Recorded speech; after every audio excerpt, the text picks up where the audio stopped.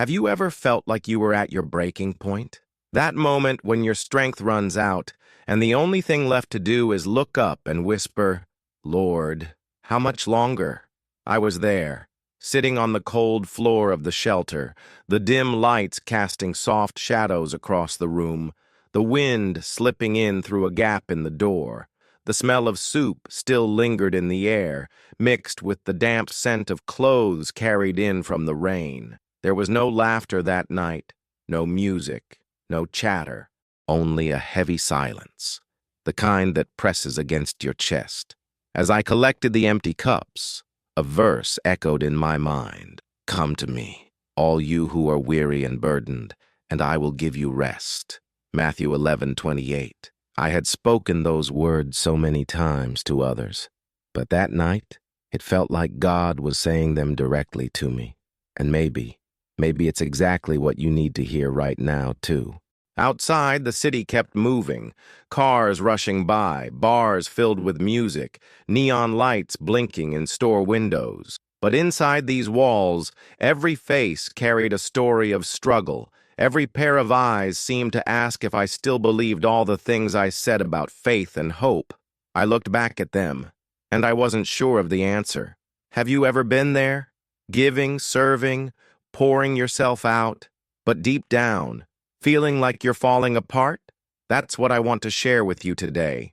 About the night I thought the shelter would close forever. A night when silence felt like the final chapter. But God had written something far greater. So if you've ever faced a moment that shook the ground beneath your feet, stay with me until the end.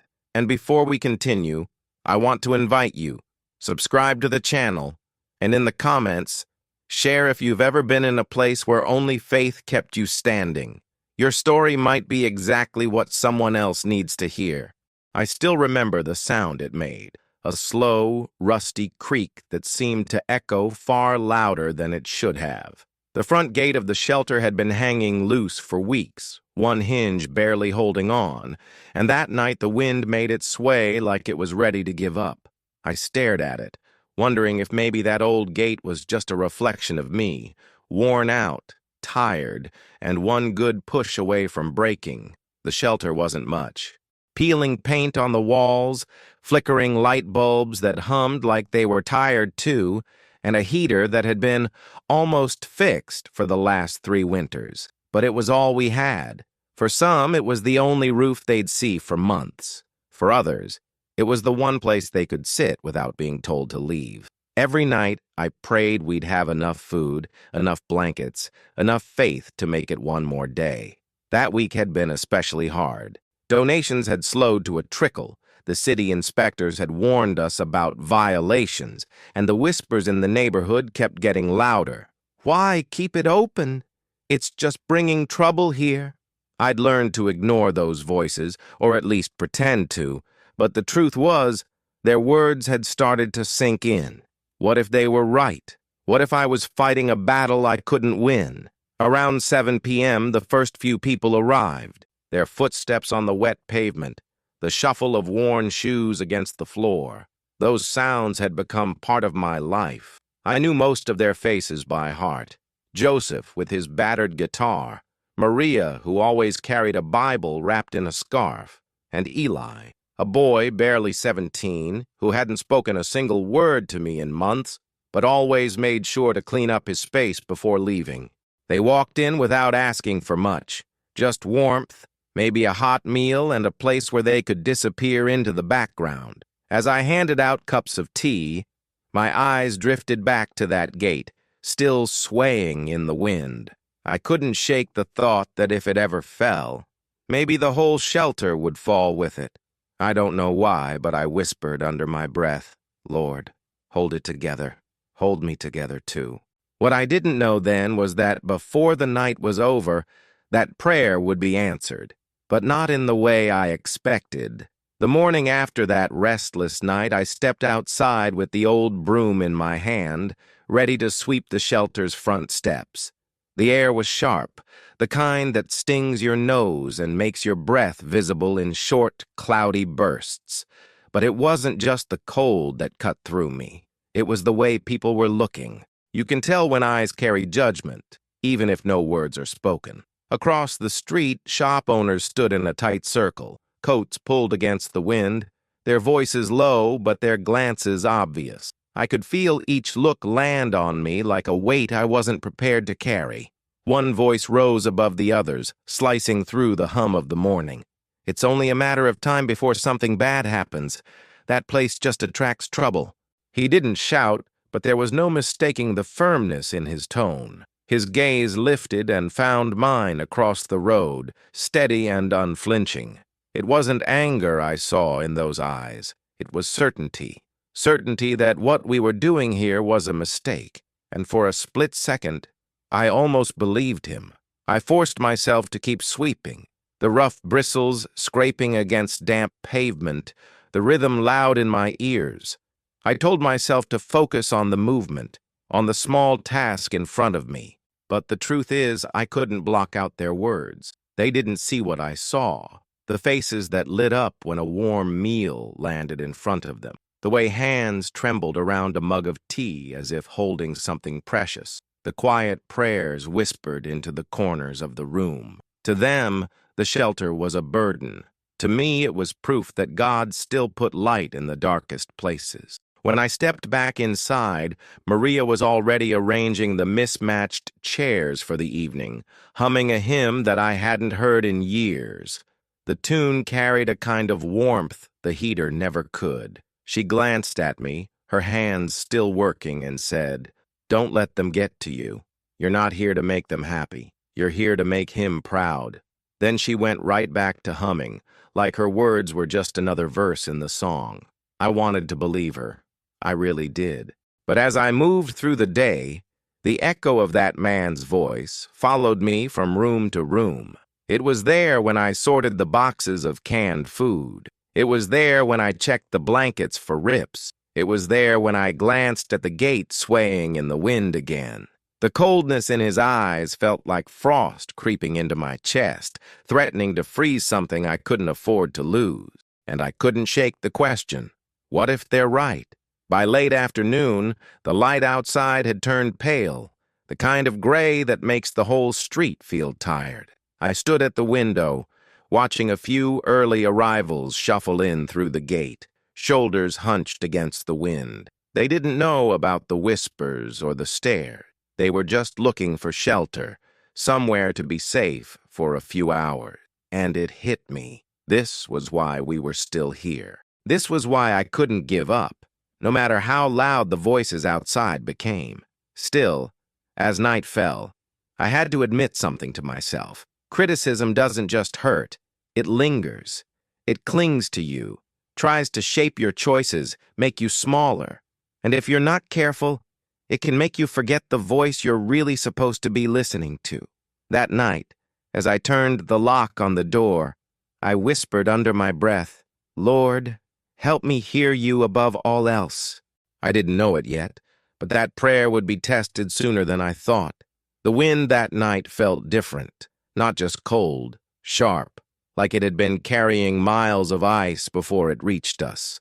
The loose hinge on the gate complained with every gust, the sound scraping through the silence of the street. I was inside, stirring a pot of soup that smelled faintly of lentils and garlic, when the door pushed open with a creak, letting in a rush of air that made the candles on the tables flicker.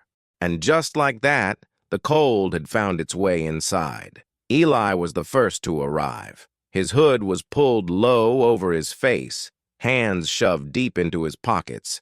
He didn't say a word, just gave me a quick nod before heading to his usual corner. A few minutes later came Joseph, his guitar case strapped to his back, water dripping from the edges. He grinned at me the way people do when they're trying to hide how tired they are. One by one, more faces appeared. Some familiar, some new.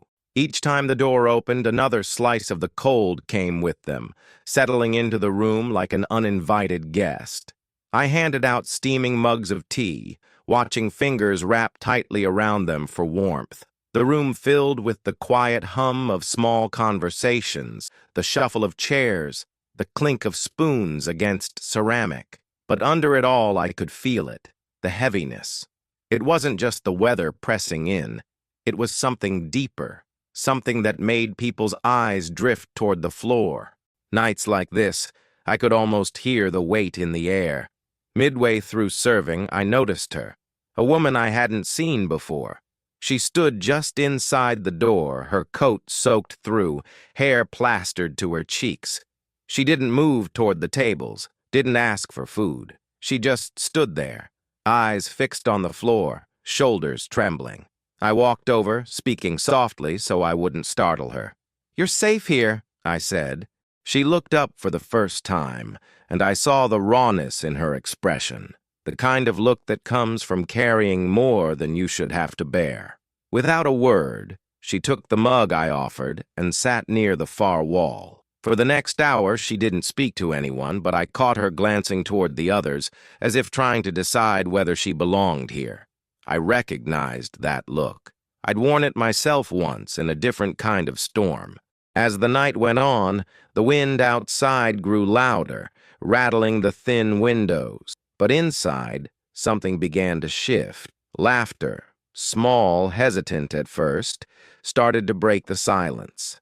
Someone began to strum Joseph's guitar, and a few voices hummed along. It wasn't much, but it was enough to remind me that even in the coldest nights, warmth can spread quietly, almost invisibly. Still, as I watched the woman in the corner, I couldn't shake the thought that she carried a story that hadn't been told yet.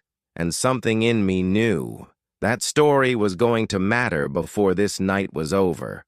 The shelter was quieter than usual that night, the kind of quiet where every small sound feels magnified, the drip of rainwater from coats onto the floor, the soft hiss of the kettle, the faint creak of the old chairs when someone shifted their weight. I moved between the tables, refilling cups, listening to fragments of conversations float up and then fade into the air.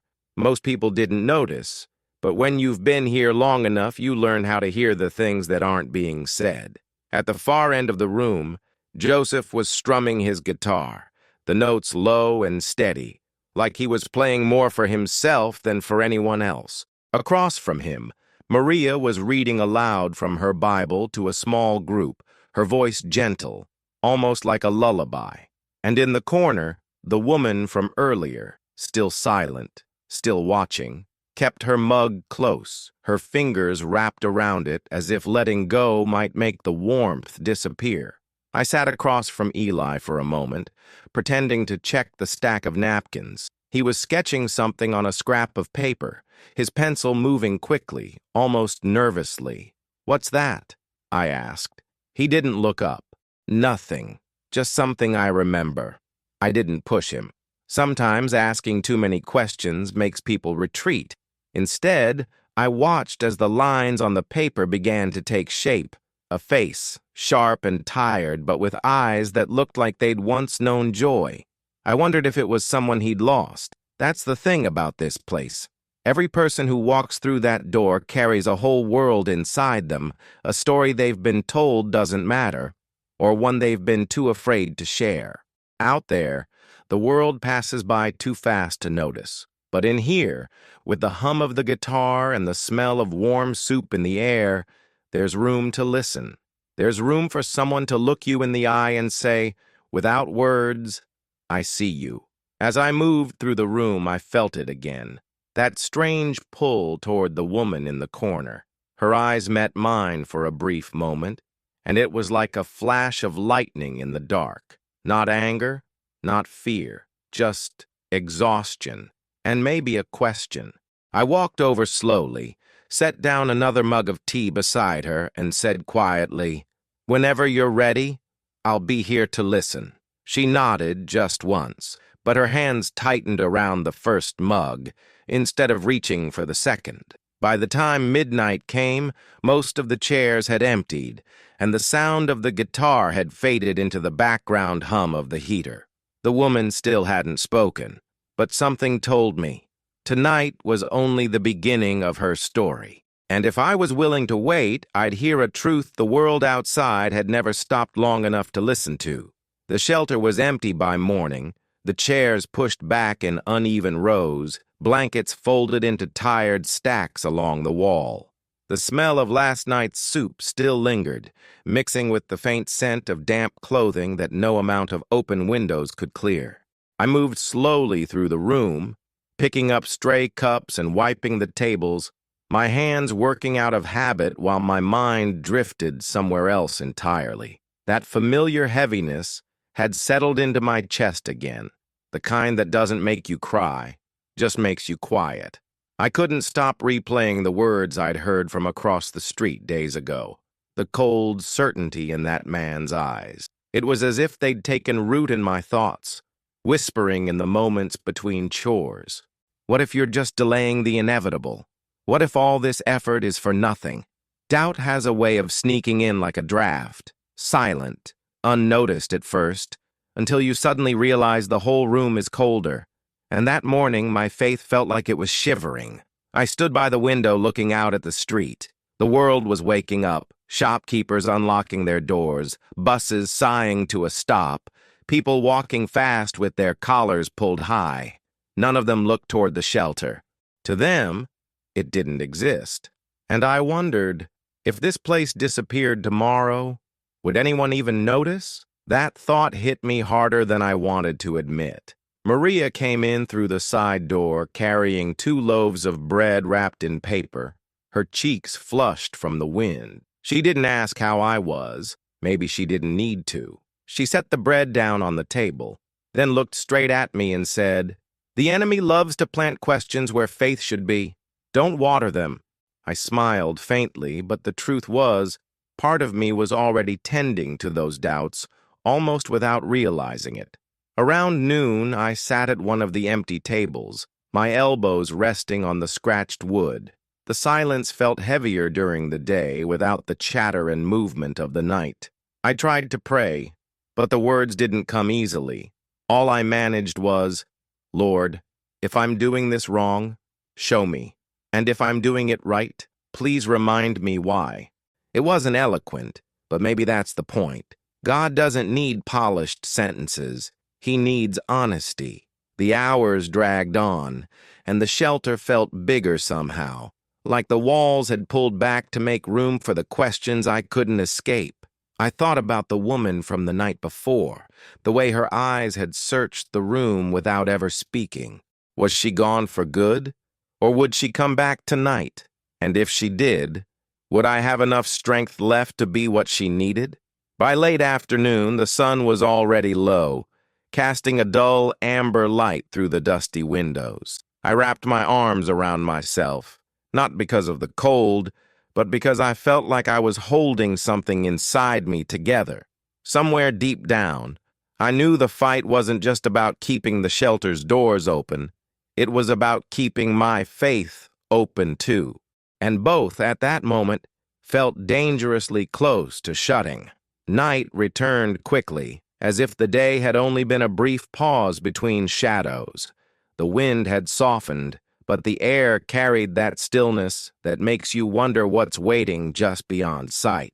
I lit a few candles on the tables, more for comfort than light, watching the small flames dance against the chipped walls. The smell of soup filled the room again, rich and familiar, but tonight it felt heavier, like it was trying to mask something else in the air. The first to arrive was Joseph, his guitar slung over his back, rain dripping from the brim of his hat.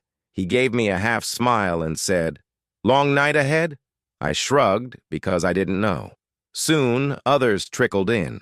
Eli with his sketchbook, Maria carrying an old thermos, 2 strangers who kept close to each other but spoke to no one. And then, her, the woman from before. She slipped in quietly, her coat still wet, her eyes scanning the room like she wasn't sure she belonged here yet. She didn't take her usual corner this time. Instead, she walked slowly toward me, stopping just a few feet away. I could see her hands tremble, not from the cold, but from whatever it was she was about to say. "Do you have a place I can stay tonight? Somewhere away from people?" Her voice cracked on the last word, and in that moment I knew this wasn't about shelter from the weather. This was about shelter from something or someone. else. I glanced toward the back of the building. We had a small storage room, barely enough space for a mattress and a blanket, but it was quiet, out of sight. "It's not much," I told her, "but it's yours for the night."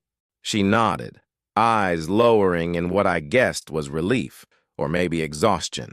As I led her there, I noticed the way her shoulders seemed to loosen just a little, like she'd been holding her breath for too long. When I left her in the room, she turned back to me and said something that stopped me cold. "Thank you.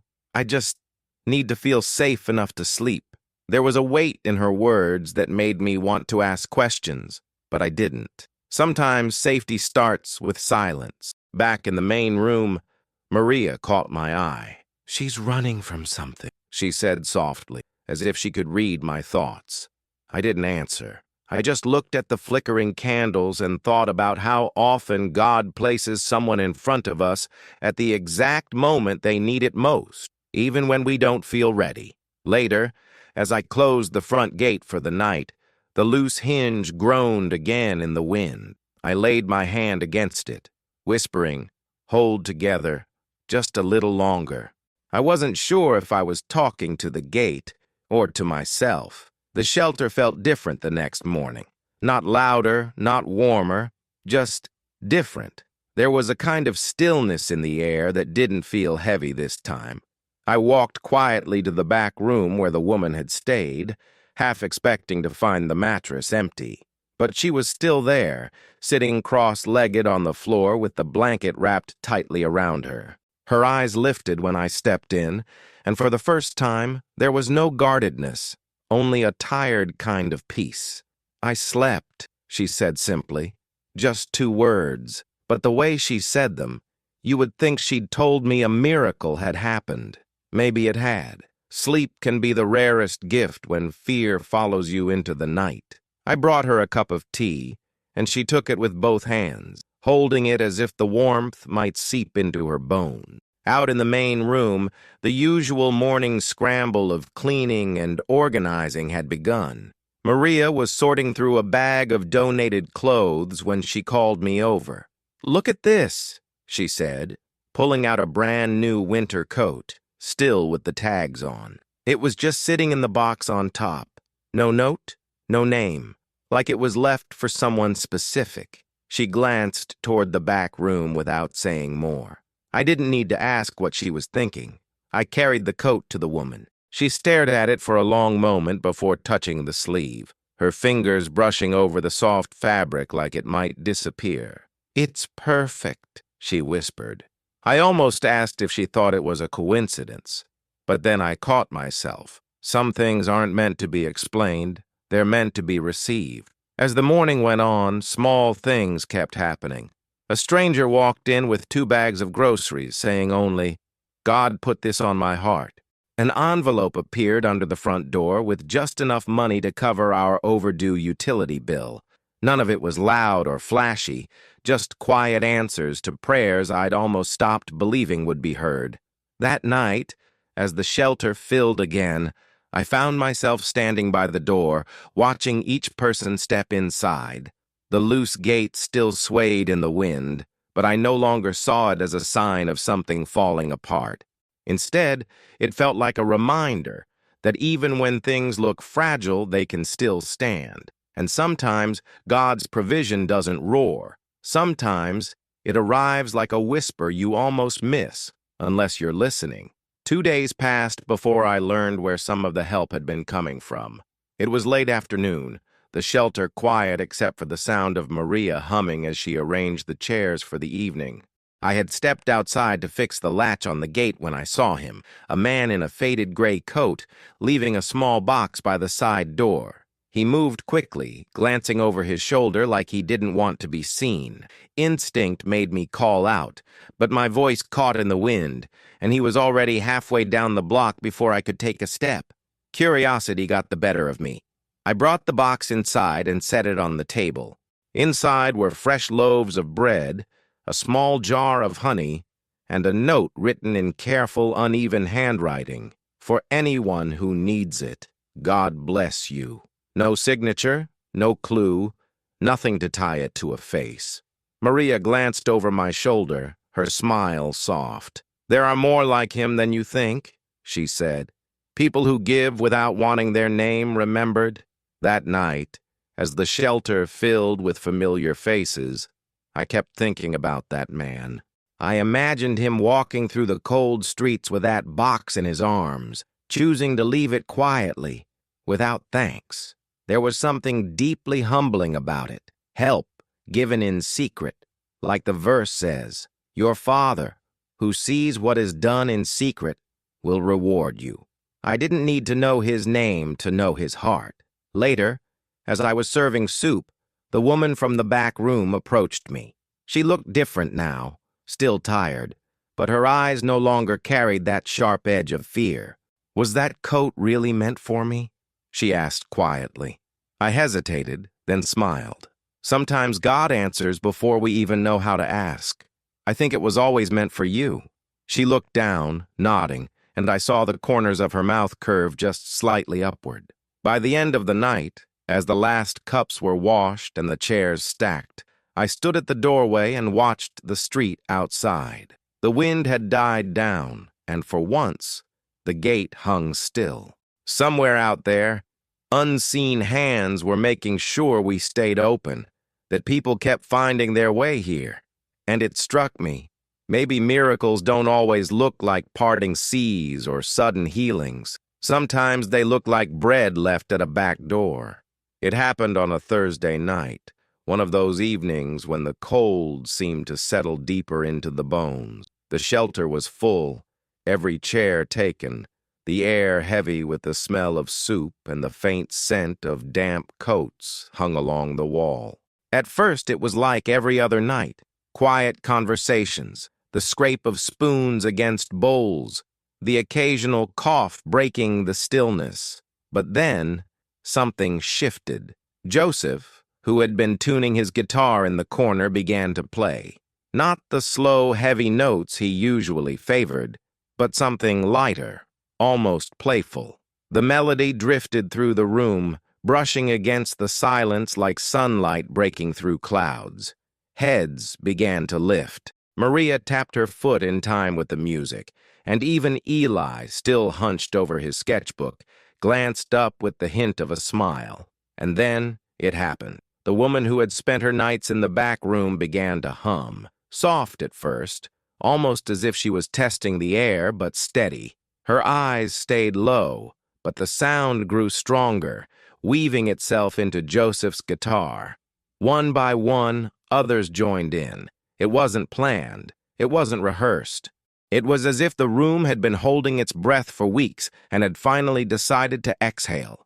I leaned against the doorway, letting the sound wash over me. It wasn't perfect. Some voices cracked, some notes stumbled, but there was something beautiful in that imperfection. It was real. It was proof that even after nights filled with fear, doubt, and hunger, there could still be joy. Maria caught my eye and gave a knowing smile, the kind that says, "See, this is why we keep going." And she was right. For a few minutes, the shelter didn't feel like a place for the broken.